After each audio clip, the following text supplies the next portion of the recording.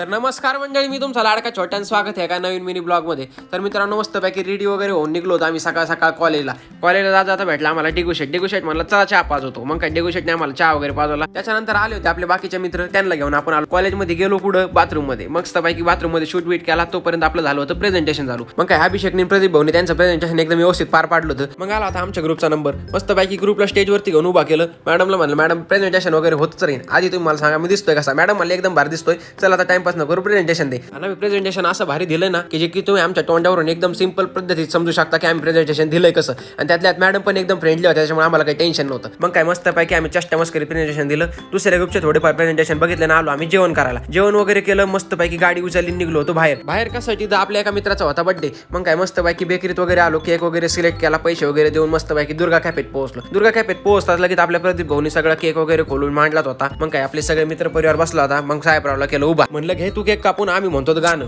Happy birthday to you.